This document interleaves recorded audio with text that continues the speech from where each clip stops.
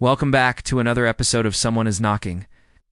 This is a series where I take unsolved mysteries and missing persons cases and read through news articles, police reports, and transcripts in hopes of finding some kind of solution, or at least have an educated guess as to what may have happened. If you're new here, go ahead and subscribe so you're notified every time I post. This case is one that I couldn't find much information on, but it still stuck with me. So I figured I would share what little I did find. The case I'm talking about took place in September of 2006 in San Jose, California. On September 8, 2006, around 3:45 p.m., someone called the police to report a suspicious person walking near a creek bed. When police arrived on the scene, they found the body of a female who had been shot multiple times. She was lying face down in the creek bed, and when officers approached her, they noticed she was wearing a pair of shorts and no shirt. Her hands were behind her back like she was trying to conceal something. As officers got closer, they noticed she also had no shoes or socks on, and her hair had been cut very short, almost as if it had been shaved.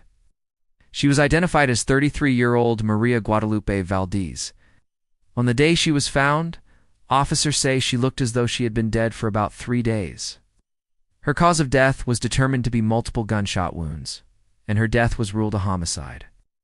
At the time of her murder, Maria was living in San Jose with her boyfriend and her 2 sons.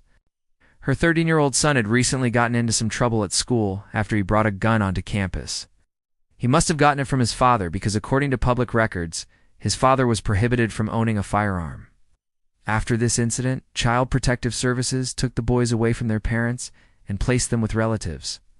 A couple days later, Maria went out to a local market to buy some cleaning products. She told her family she was going to her sister's house after the store, and that was the last time anyone saw her alive. Maria's family says she would never leave her sons or skip out on family events. She was supposed to pick up her 13-year-old the next morning, but when she didn't show up, he had to stay at his aunt's house an extra night. When he finally did get picked up, he asked where his mom was, but her family just told him that she was busy. They only told the boys that she had been taken to a hospital for treatment, but they wouldn't tell them what type of treatment she was receiving. Eventually, they told them she was dead. In addition to this, there were a lot of strange circumstances surrounding Maria's murder. The first thing is that her body wasn't found in her usual stomping grounds. She frequented a different part of the creek bed where her body was found. She was actually pretty familiar with the area where she was killed, having gone to school nearby as a child. Secondly, while searching her home, police found a locked safe, which led them to believe she may have been murdered over a financial dispute. The family denied knowing any enemies of Maria S. and said that whoever did kill her must have known her routine and followed her to this secluded creek bed to ambush her. It seemed odd that the killer would dump her body so close to where she lived, since she would have been recognizable to the residents in the area. There weren't any signs of struggle, so it seems likely that she trusted the person who killed her, possibly even being related to the fact that she was only wearing shorts and no shirt when she was killed. And lastly, there was the fact that her hair had been shaved off. This really confused the investigators because it was clear that this had been done recently, but they didn't know why. At the beginning, they suspected that her murder may have been drug-related. But after finding nothing and hearing from her family that she never used drugs or associated with any drug dealers, they dropped that theory. For a while, the only lead they had was a witness who reported seeing a man walking in the area at the time of the murder. They described him as Hispanic, approximately 5'9", 160 pounds, with a mustache and wearing a white t-shirt. However, this man was never located, and neither was the weapon used in the crime. Nearly 5 years after the murder, Maria's family filed a civil lawsuit against the police department. In the suit, they alleged that police failed to properly investigate Maria's death, conduct a thorough examination of evidence, identify witnesses, or preserve physical evidence at the crime scene. The family claimed that the actions or inactions of the police officers deprived them of discovering the identity of the person or persons responsible for the killing, and the opportunity to bring them to justice. Police responded by saying that the investigation was thorough and complete, and that all leads had been exhausted. The case went cold until about a year ago, when it was featured on a local TV station's Unsolved Case segment. Maria's brother and sister came on the show hoping to get more eyes on the case. Unfortunately, this hasn't led to any new developments, and the case remains unsolved to this day. After reading about this case, I do have a few thoughts. First of all, I think the most likely suspect is the boyfriend. According to Maria's family, her 13-year-old son brought a gun to school. The only way he could have gotten his hands on a gun was if it was his father's, because he was prohibited from owning one. And according to public records, he was a prohibited possessor due to an outstanding domestic violence warrant. That doesn't paint him in the best light. Plus, Maria's body was found without her shirt. While this isn't definitive proof that there was any type of sexual assault, it does seem out of character for Maria to have been walking around in just shorts without her shirt in 85-degree weather. And who knows, maybe this was just a botched robbery. Maybe she knew the person who killed her and somehow things went south.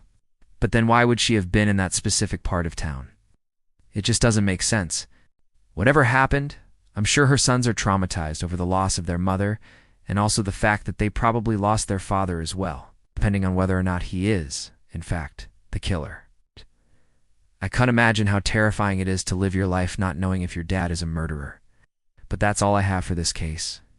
Like I said earlier, it's still stuck with me, but I couldn't find a lot of information on it. I'm hoping that by bringing awareness to it, maybe somebody will come forward with some answers. If you have any information about the murder of Maria Guadalupe Valdez, please contact the police. I don't want to end this video on such a sad note, so here's an update on some cases featured in previous episodes.